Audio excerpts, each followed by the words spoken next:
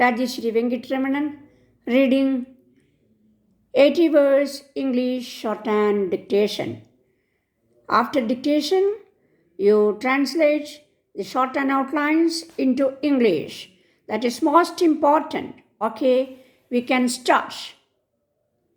The Minister for Urban and Regional Development has been reported in today's newspapers as saying that he does not favor intercity freeways and that roads for the motor car will be constructed on the terms of the Australian government.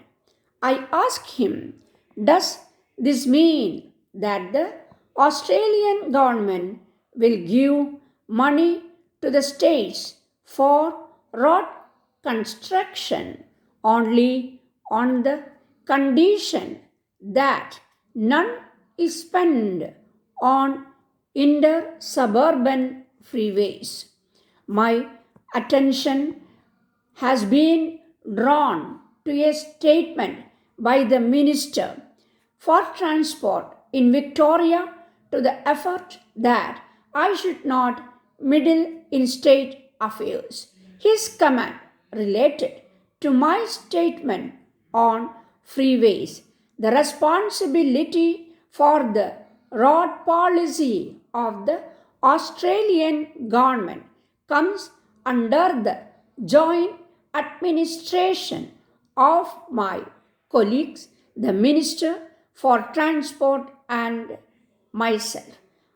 We work as a partnership in the regard.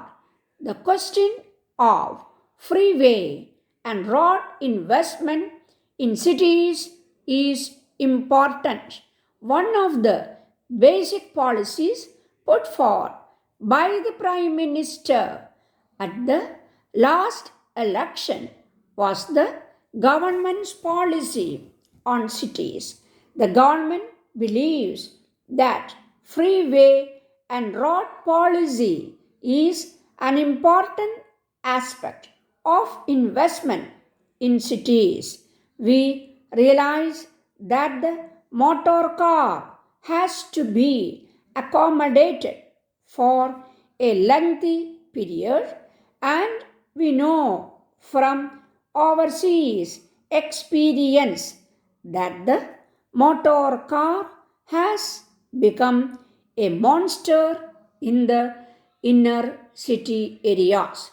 The Australian government is moving towards a policy of opposition to inner city freeways. It accepts the proposition that freeways have a role to play in the middle and outer areas of cities where they may circle major business areas, but it sees no future for inner freeways.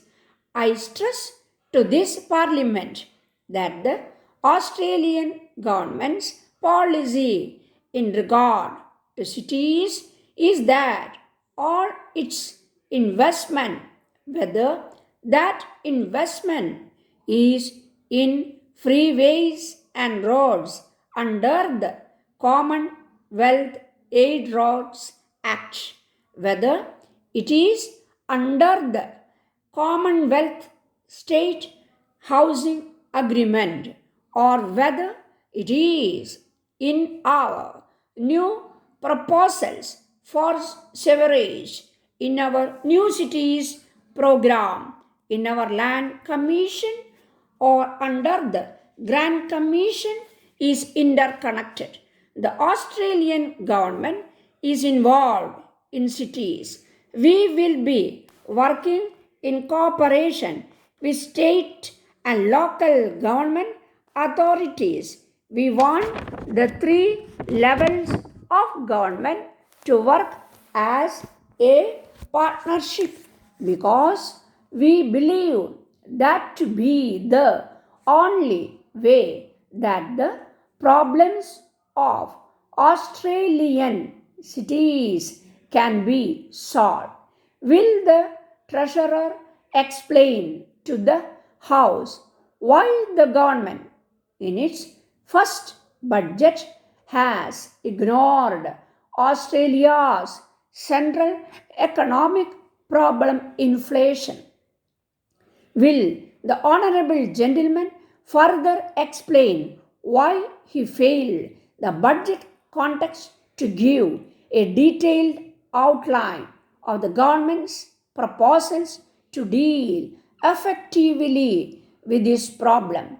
Will the honorable gentleman, against the context of the ineffectual anti-inflationary nature of the Prices Justification Tribunal, the Joint Parliamentary Committee on Prices and the recent tariff cuts, but line to the House the positive steps which he now intends to take to control Australians' soaring inflation? I was never so simple in my approach as to think only of things quarter by quarter. I had hoped that last night I demonstrated that occasionally things have to be thought of beyond the span of a year. However, I must say that I admire the zeal with which members of the current opposition want to approach the problems of inflation. They will have an opportunity next week in the debate on the budget to indicate how they will cooperate in solving the problems of inflation.